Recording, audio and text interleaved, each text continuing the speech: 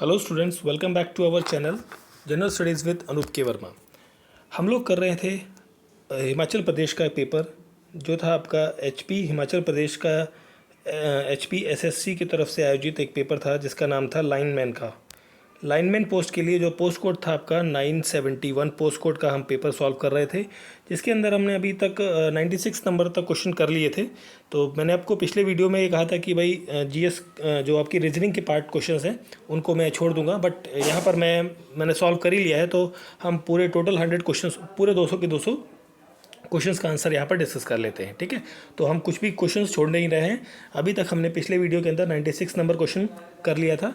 हम बात करते हैं यहाँ पर, देखिए मैं ये रीजनिंग के क्वेश्चंस को मैं रीड नहीं करूँगा, डायरेक्टली आपको आंसर बता दूंगा। ठीक है, तो 97 नंबर क्वेश्चन जो है इसका करेक्ट आंसर होगा, दैट इज़ 97 का है ना, तो ऑप्शन बी करेक्ट आंसर होगा यहाँ पर। 98 का मैंने सारे क्वेश्चंस को सॉल्व किया है, उसके बाद मैं आपको आंसर बता रहा हूँ यहाँ पर। ठीक है, तो 97 के बाद 98 नंबर क्वेश्चन का करेक्ट आंसर होगा, that is option number C. 98 के बाद 99 है, सॉरी एक सेकंड, इसको दोबारा से कर लेते हैं। मैं थोड़ा गलत बोल गया, इसको वापस से करेक्ट करते हैं। 97 का ना, 97 का बी ये नहीं है, 97 का करेक्ट आंसर है ऑप्शन नंबर ए। ठीक है, इसको ठीक कर लीजिएगा, मैंने आपको भी बता दिया था, दो क्वेश्चन थोड़े गलत बता दिए, चेक कर लेंगे इसे। 97 option number A, 98 option number A correct answer होगा। और फिर 99 नंबर और 100 नंबर क्वेश्चन की जब हम बात करते हैं, यहाँ पर भी करेक्ट आंसर ऑप्शन ए, और 100 क्वेश्चन का ऑप्शन नंबर ए, 5 किलोमीटर। ठीक है, तो ये हो गए आपके रीजनिंग के ये वाले क्वेश्चंस। उसके बाद हम बात करते हैं यहाँ पर 101 नंबर क्वेश्चन है, ये भी आपका रीजनिंग का क्वेश्चन है। इसका जो करेक्ट आंसर होगा यहाँ पर करेक्ट आंसर होगा 101 नंबर का, that is option number D. यहाँ पर आंसर आएगा 24। ठीक है, जो ऑप्शन में है ही नहीं यहाँ पर। ठीक है, इंग्लिश के क्वेश्चंस हैं, इन्हें भी हम अटैम्प्ट करते हैं। सारे क्वेश्चन इंग्लिश हिंदी जितने भी आपके क्वेश्चंस हैं, हम सारे क्वेश्चंस को अटैम्प्ट कर रहे हैं। तो एंटोनिम इज़ अ मेजर, देखिए इसको भी मैं रीड ना करूं, डायरेक्टली आपको आंसर बता दूं तो बेटर रहेगा आई थिंक। तो 102 नंबर का क्वेश्चन का करेक्ट आंसर होगा ऑप्शन नंबर सी। ठीक है, 103 वन वर्ड बताना है, one person who makes and sell ladies hats etcetera is called as, ये कहा जाता है किसे, मिलेनर को। Option number C is the correct answer. 104 number की हम बात करें तो यहाँ पर करेक्ट आंसर होगा विद। And correct spelling of optimistic आपको बतानी है, दैट इज 105 नंबर का करेक्ट आंसर होगा option number A, optimistic. Option A is correct answer. आपको मीनिंग बताना है इसका, to go each other hammer and tong, that is इसका मतलब होता है 106 का करेक्ट आंसर होगा option number B, to urge noisily. ठीक है, फिर है हमारा 107, ये हिंदी के क्वेश्चन हैं, इनको भी देखते हैं। 107 का करेक्ट आंसर है ऑप्शन नंबर ए, पवन का संधि विच्छेद। अधर्म का समास क्या होगा, अधर्म का समास होगा that is option number C, द्वंद्व। देवलोक में प्रत्यय क्या है, देवलोक में प्रत्यय है आपका, that is they, option A is correct answer. रसोई घर का पर्यायवाची क्या होता है, रसोई घर का पर्यायवाची होता है आपका 10वां प्रश्न जो है उसका होता है ऑप्शन नंबर ए, अनस। चूरना करना, चूना करना, मुहावरे का अर्थ क्या होता है, देखिए चूना करने का मुहावरे का अर्थ होता है सह जाना। ठीक है, मतलब आपको कोई चोट लगी या करंट लगा तो आप सह गए बिना आवाज़ किए। ठीक है, तो ये वाला कहते हैं इसे। अब हम बात करते हैं, देखिए अभी हमने अपने फर्स्ट वीडियो के अंदर कुछ क्वेश्चंस थे, आई थिंक 30 क्वेश्चंस, 31 क्वेश्चंस जो थे वो आपके इलेक्ट्रिकल डिपार्टमेंटल क्वेश्चंस थे, ट्रेड रिलेटेड क्वेश्चंस थे। ठीक है, ये पर्टिकुलर वीडियो भी आपका ट्रेड रिलेटेड ही कोई पूरा वीडियो है। इसमें 112 नंबर क्वेश्चन से लेके पूरे 200 क्वेश्चन तक सारे आपके इलेक्ट्रिकल डिपार्टमेंट के क्वेश्चंस हैं, इलेक्ट्रिकल सब्जेक्ट के क्वेश्चन है, नॉट डिपार्टमेंट, बेसिकली सब्जेक्ट के क्वेश्चन हैं। उनके आंसर्स को हम यहाँ पर पर्टिकुलर इस वीडियो में डिस्कस करने जा रहे हैं। ठीक है, तो चलिए देखते हैं। सबसे पहले क्वेश्चन है हमारा यहाँ पर 112 नंबर क्वेश्चन।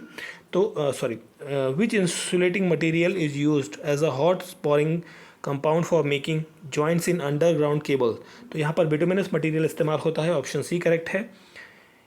इन इलेक्ट्रिक फील्ड, इन फील्ड करंट इस डिक्रीज, अगर यदि फील्ड करंट घट जाता है तो शंट ऑफ डीसी तो स्पीड ऑफ मोटर पर क्या प्रभाव पड़ेगा, तो 113 का करेक्ट आंसर होगा रिमेन, स्पीड में कोई फर्क नहीं पड़ेगा। Eddy current losses will depend upon, ये आपकी फ्रीक्वेंसी, फ्लक्स और थिकनेस तीनों पर डिपेंड करता है, तो correct answer option number D, all of the above वाला ऑप्शन होगा आपका। ठीक है, 114 के बाद 115 क्वेश्चन। ठीक है, 115 नंबर प्रश्न है आपका, यहाँ पर आप देख सकते हैं। 115 में पूछा गया है कि आपको एक रेजिस्टेंस ऑफ अ कंडक्टर जिसका डायमीटर डी है, लेंथ एल है आर दिया हुआ है और उसका डायमीटर अगर जो हाफ हो जाए तो लेंथ डबल हो जाए तो रेजिस्टेंस पे क्या फ़र्क पड़ेगा यहाँ पर आपको ये बताना है। तो 115 का करेक्ट आंसर होगा, that is option number D, 8 R ohm हो जाएगा आपका। एक capacitor carrying charge 0.1 coulomb at 5 volt, capacitance क्या होगा, तो कैपेसिटेंस यहाँ पर निकलेगा आपका 0.02 फैराडे, एफ मतलब फैराडे होता है आपका, ठीक है। Which of the following has no unit, इनमें से यूनिट नहीं है, देखिए मेरे ख्याल से उसमें थोड़ा सा डाउट है, but I think option A यहाँ पर करेक्ट आंसर होगा, परमेबिलिटी की कोई यूनिट नहीं होती, ठीक है। फिर हम बात करते हैं आगे 117 के बाद 118 नंबर प्रश्न। तो ये क्वेश्चन है, इसको सॉल्व किया मैंने, तो मुझे जो आंसर मिला है यहाँ पर, ठीक है, तो आंसर मिला है 0.43 आया था, तो यहाँ पर 0.4 मेरे ख्याल से करेक्ट आंसर होगा, ठीक है। टू रिड्यूस हिस्टेरेसिस लॉस, उसके लिए CRGO स्टील जो है वो इस्तेमाल की जाती है। Option A is the correct answer 19th question का। 20वां प्रश्न, advantage of high transmission voltage are, तो हाई ट्रांसमिशन वोल्टेज का जो एडवांटेज है वो क्या है, वो है power transmission losses are reduced, option number B correct answer है। 121 नंबर क्वेश्चन की जब हम बात करते हैं तो यहाँ पर पूछा गया है which among the following lamp has a maximum burning hours, that is LED, option A is the correct answer. 122 number प्रश्न है, यहाँ पर पूछा गया है oil is provided in an oil field transformer for what, cooling और insulating, दोनों के लिए होता है, तो यहाँ पर भी करेक्ट आंसर 122 का ऑप्शन नंबर ए होगा, ठीक है। फिर हम बात करते हैं 123 नंबर प्रश्न की। तो 123 नंबर क्वेश्चन है आपका यहाँ पर, the running of winding a single phase motor on testing with Megger is found to be on the ground. The most probable location of the ground will be, so the ground की position होगी यहाँ पर, that is the 123 का correct answer होगा, that is at the slot edge where coil entered and comes out of the slot. Option D is the correct answer. Wooden poles well imprinted with serostyle oil or any preservative compound having a lifespan of 25 to 30 years, option C 124 का correct answer होगा। फिर हम बात करें 125 number की और 126 number question की। तो यहाँ पर आप देख सकते हैं 25 में, पिन टाइप इंसुलेटर जो है is not use for voltage beyond the 33 kV, ठीक है, option D is correct answer है। 126 में स्किन इफेक्ट शोज दैट, तो ये क्या शो करता है, ये शो करता है 126 का करेक्ट आंसर होगा, current density is more at the surface of the conductor, option D is the correct answer, question number 128। 127 की जब हम बात करते हैं तो पावर फैक्टर का फॉर्मूला पूछा गया है, एक वो होता है R अपॉन Z होता है, ठीक है, R upon Z, option number A is the correct answer. 127 number प्रश्न। 128 नंबर प्रश्न है आपका। 128 में आपसे पूछा गया है कि heat is rated as 230 volt 10 kilowatt AC and the value of 230 refers to, that is RMS voltage, option B is the correct answer. Effect of sulfation is that the internal resistance will remains, यहाँ पर आपको क्या देखने को मिलेगा, increase देखने को मिलेगा, ठीक है। As compared to the constant current system, the constant voltage system of the charging to the lead acid cell has an advantage of, so advantage of for what, that is the reduced time of charging or increase the cell capacity, दोनों चीज़ें होंगी, तो correct answer होगा option number C, both A and B. Which of the following meter has a linear scale किस meter के अंदर है, वो देखने को मिलता है moving coil meter, that is option number D यहाँ पर करेक्ट आंसर होगा 131 नंबर क्वेश्चन का, ठीक है। 132 की जब हम बात करते हैं तो 132 में आपसे पूछा है resistance can be measured most accurately by bridge method, option B correct होगा यहाँ पर answer. And which instrument has identical calibration for AC as well as DC valve, that is the moving coil induction type, basically induction type, option C यहाँ पर correct answer होगा, option question number 133। 134 average resistance of human body is the, basically 300 ohms होता है, but यहाँ पर 300 ohms नहीं है, तो मेरे ख्याल से ऑप्शन ए यहाँ पर करेक्ट आंसर होना चाहिए, ठीक है। 134 के बाद हम बढ़ते हैं 135 नंबर क्वेश्चन की तरफ। तो यहाँ पर आपसे पूछा है the current carrying capacity of a cable in DC is more than that of AC mainly due to the presence of small dielectric losses की वजह से। 3 phase synchronous motor is running clockwise if the direction is the reverse, तो उससे क्या होगा भाई, देखिए यहाँ पर क्या होगा, motor continues to be run in the same direction, option number B यहाँ पर रहेगा 36 का करेक्ट आंसर। 37 की बात करें यहाँ पर आपसे पूछा है 37 38 को, तो आप देख सकते हैं pony motor is basically, pony motor जो होता है 37 का करेक्ट आंसर होगा यहाँ पर, स्मॉल इंडक्शन मोटर होती है। Option A is the correct answer. Which of the following is not a source of power, कौन सा पावर सोर्स का मतलब पावर का सोर्स नहीं है, that is the thermocouple. This is a temperature measuring instrument. Single phase induction motor usually rotates on 0.6 power factor lagging. Option number A is the correct answer. 139 question number. 140 number question की हम बात करें तो 140 में आपसे पूछा गया है कि magnetism of a magnet can be destroyed by heating, hammering और inductive action of another magnet. तो तीनों चीज़ें सही हैं, तो correct answer option number D हो जाएगा, ऑल ऑफ द अबव। ठीक है, चलिए फिर हम बात करें यहाँ पर permeable structure is one which has a what, so which has a strong magnet. Option C is the correct answer. ठीक है, नेक्स्ट क्वेश्चन है 142 नंबर क्वेश्चन है। यहाँ से आपसे पूछा गया है कि in Y connected source feeding a triangular connected load जो होता है वो each phase of the load has a full line voltage across it. Option C यहाँ पर करेक्ट आंसर होगा 142 नंबर क्वेश्चन का। 143 purely inductive circuit which of the following is true. तो यहाँ पर 143 का करेक्ट आंसर होगा, that is actual power in the circuit will be 0। 143 का करेक्ट आंसर ऑप्शन सी। 144 की जब हम बात करते हैं तो यहाँ पर आप देख सकते हैं 144 में all the rules and laws of DC circuit also apply to the AC circuit containings the, यहाँ पर रहेगा दैट इज 144 का ऑप्शन सी रेजिस्टेंस ऑनली। ठीक है, an instrument which detects electric current is known as galvanometer. Option D यहाँ पर correct answer होगा। Two resistors are said to be connected in series when, कब कनेक्ट होते हैं, when the same current will pass through the both of them. ठीक है, next है 147 नंबर क्वेश्चन। 147 में आपसे पूछा है कि slip rings are usually made up of, that is phosphorus bronze की बने होते हैं। 3 phase induction motor delta connected in carrying 2 heavy loads and one of its fuse blows out the motor will, so 148 का correct answer होगा will stop and carrying heavy load causing the permanent damage of the wind of its wind. 149 नंबर क्वेश्चन है। यहाँ पर आपसे पूछा गया है number of slip rings of a squirrel cage induction motor कितनी होती है, तो ये होती है 0। तो यहाँ पर करेक्ट आंसर होगा ऑप्शन नंबर डी। ठीक है, 149 के बाद हम बढ़ते हैं 50 क्वेश्चन नंबर की तरफ। तो 150 नंबर क्वेश्चन में पूछा है the part of transformer which is most subjected to the damage of over heating is, so यहाँ पर जो रहेगा that is the insulating winder. Option number C is the correct answer. 150 number question. 151 की बात करें तो यहाँ पर जो करेक्ट आंसर होगा बुलोट्स रिले जो है ये warning and protection against for what, so the electric fault inside the transformer itself. Which material is used as a wedge in winding process, that is a bamboo. Option C यहाँ पर क्या रहेगा, correct answer रहेगा। 153 की बात करते हैं जब हम, तो 153 नंबर क्वेश्चन है what is the other name of frequency. तो यहाँ पर यार देखो 53 में मेरे को थोड़ा सा डाउट है। आई थिंक रेक्टिफायर और DC टू AC वाला ऑप्शन होना चाहिए। आई थिंक ए ऑप्शन होना चाहिए, थोड़ा सा डाउट है 53 के अंदर, 153 नंबर क्वेश्चन के अंदर। ठीक है, चलिए आगे बढ़ते हैं। 153 के बाद हम बात करते हैं 154 की, फुल फॉर्म ऑफ PWM। तो PWM का फुल फॉर्म होता है that is the pulse width modulation. Option B correct answer है।